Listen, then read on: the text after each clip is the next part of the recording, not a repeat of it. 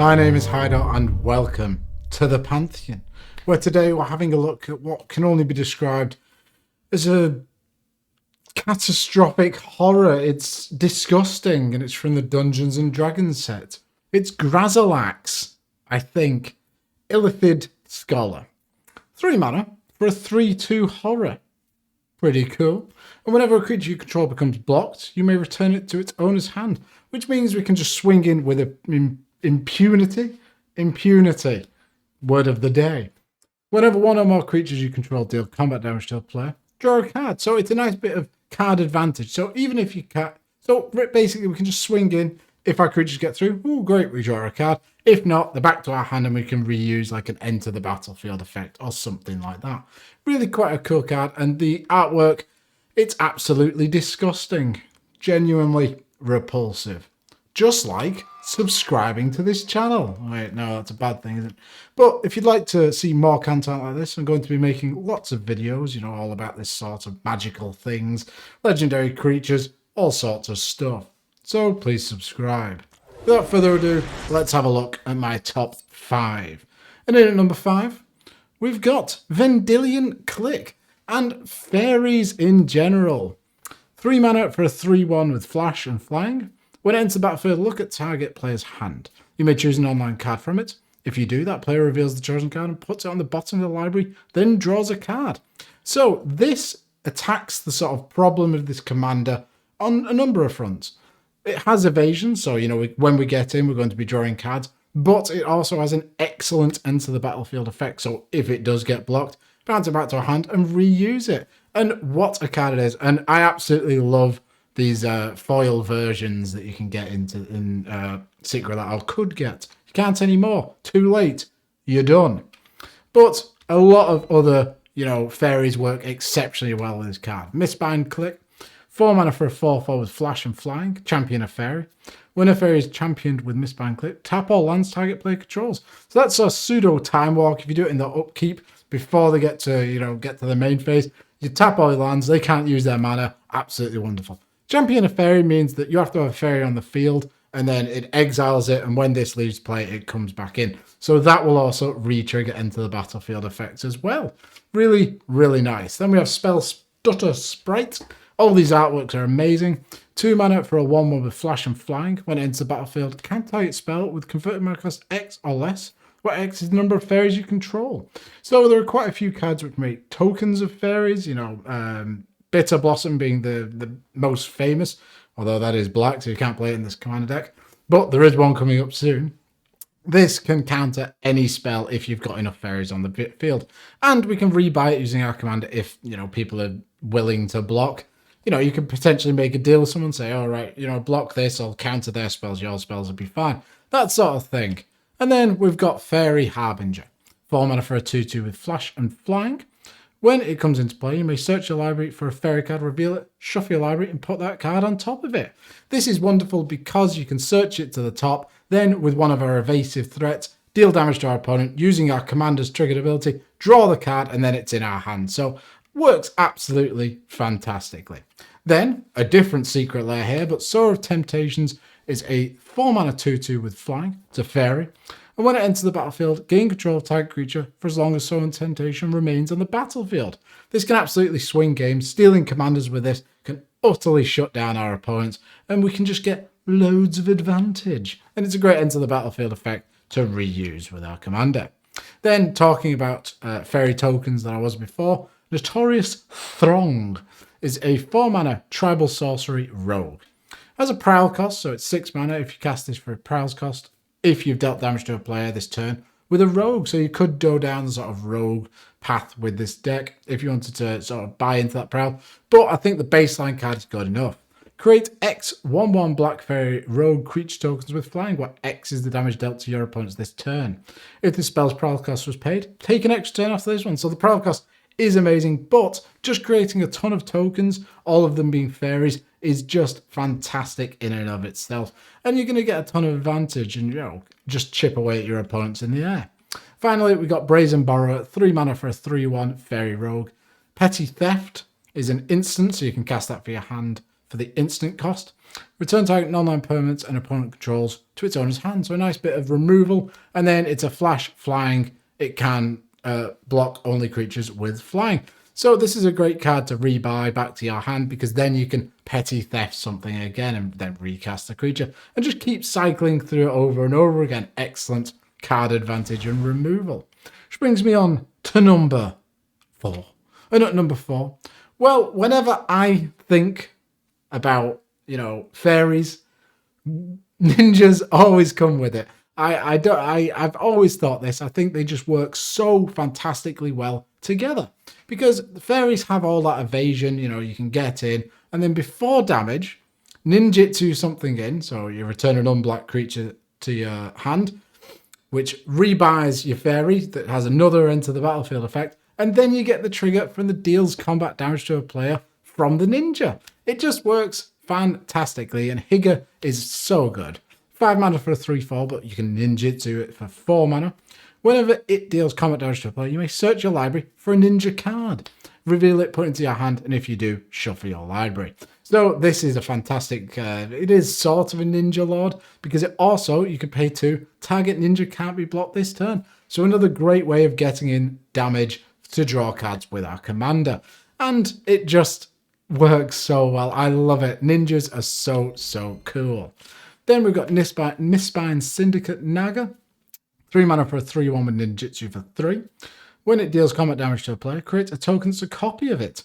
So this can get out of control really quickly. It doesn't have baseline evasion, but it's just a token that we can overwhelm our opponents if we're controlling the board well enough and just keep dealing damage, drawing cards. Then the Mistblade Shinobi. 3 mana for a 1/1 with ninjutsu for 1 blue, so a really nice cheap way of rebuying a flyer. Whenever it deals combat damage to a player, you may return target creature that player controls to its owner's hand. So another great bit of removal. Absolutely wonderful. Finally, in this section, Sakashima's Student is a 4 mana 0/0 with ninjutsu for 2 mana.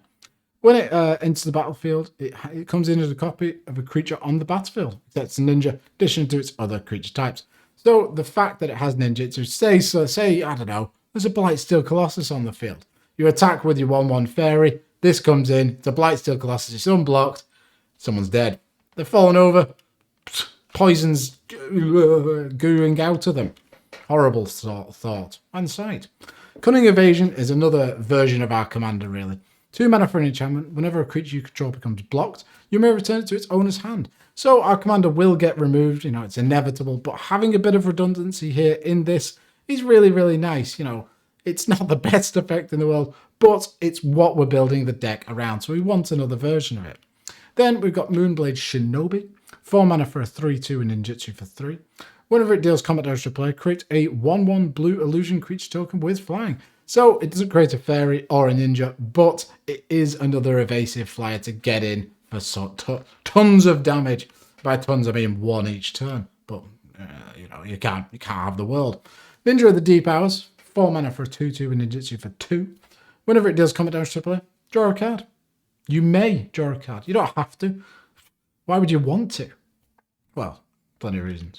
So that brings me on to number 3. And at number 3, we've got Reconnaissance Mission, and a souped up version of our commander that has cycling. The best mechanic ever printed. 4 mana for an enchantment. Whenever a creature you control deals combat damage to a player, you may draw a card. So that triggers for every single instance of it, whereas our commander is just a global, if you deal combat damage, you draw 1 card. This, if we deal damage with 6 creatures, we'll draw 6 cards. Woo-hoo-hoo! Absolutely incredible. And with all those evasive threats, we're going to get so much advantage from this card. But wait, there's other versions of it. Bident of Thassa is a 4 mana legendary enchantment artifact. Whenever a creature you control deals combat damage to a player, you may draw a card. Again, that may. You might not want to.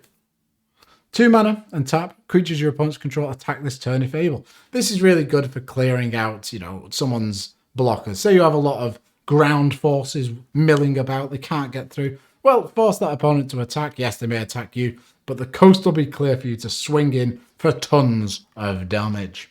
Then we've got Deep Fathom Skulker. 6 mana for a 4/4 with Devoid, so it's not actually blue.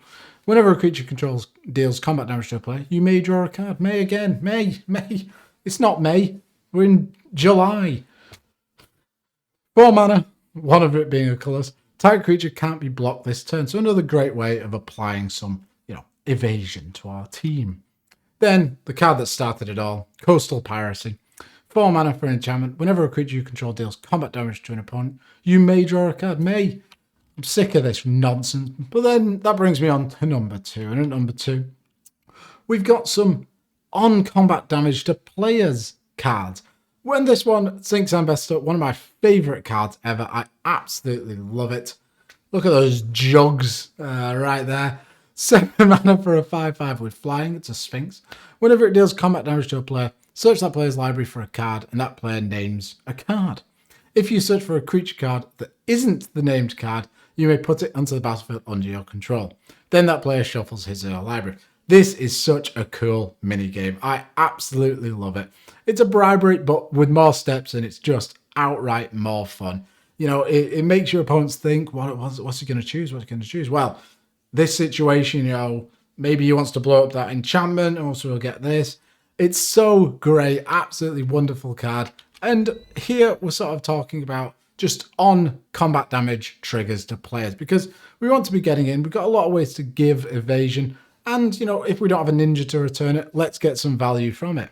Cephalid Constable, 3 mana for a 1/1. Whenever it deals combat damage to a player, return up to that many target permanents that player controls the owner's hand. So if you have a massive buff spell, say it's making a 6/6, you'll be forcing them to return 6 permanents to their hand, and people will hate you. They will really, really despise everything you stand for. But that's why we play the game, isn't it? Thada Adele Inquisitor, 3 mana for a 2/2 with Island Walk. When it deals combat damage to a player, search that player's library for an artifact card and exile it. Then that player shuffles his library. Until end of turn, you may play that card.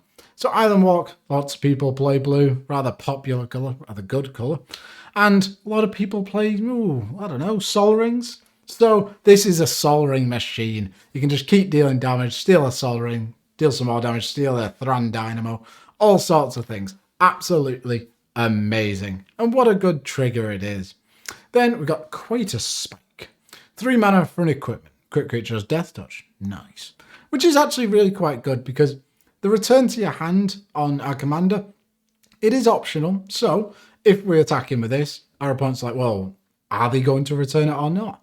Well, if you don't want to, you're going to kill the creature. But then they might think, well, he might do. So it won't block, and then you'll draw a card off the creature. And if you deal combat damage to an opponent, whenever a crit creature deals combat damage to a player, that player loses half his or her life, rounded up. That's a pretty good chunk of health and can deal massive damage. Which means we're on to number 1. And a lot of the time when I'm playing Magic, I've got Dave sitting next to me. He's just sweating profusely. It's horrifying. I want to see cards like this in my hand. It's Domineering Will.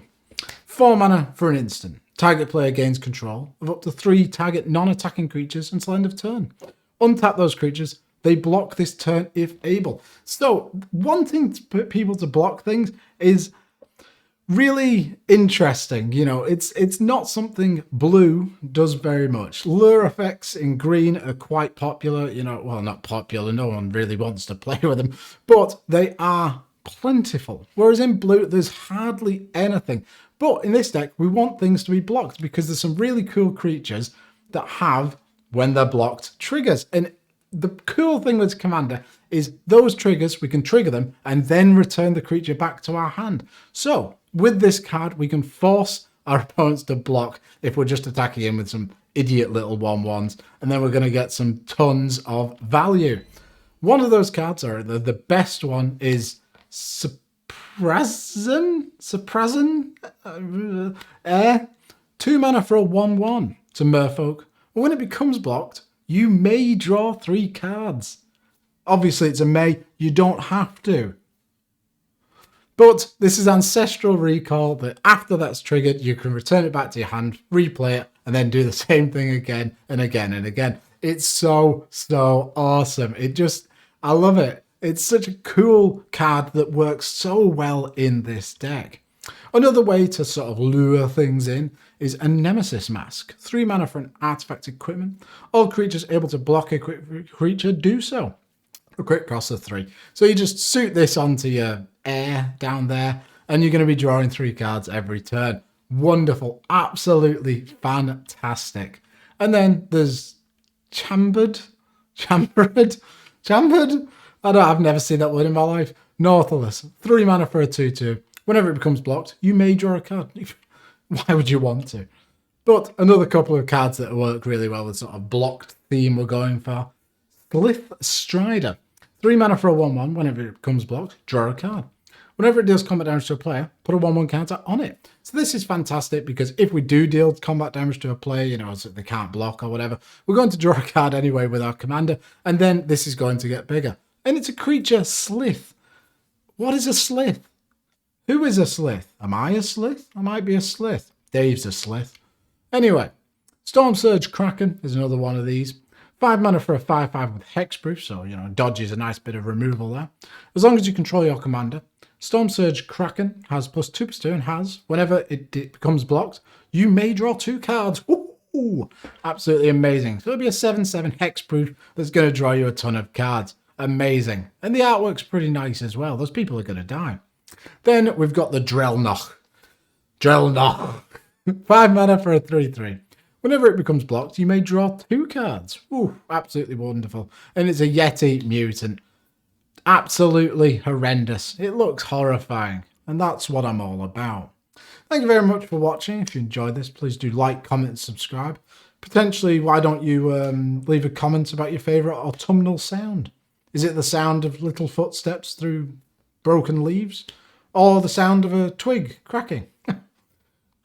Whatever it is, please tell me. I need to know. For market research, of course. Thanks for watching. I'll see you soon. Bye.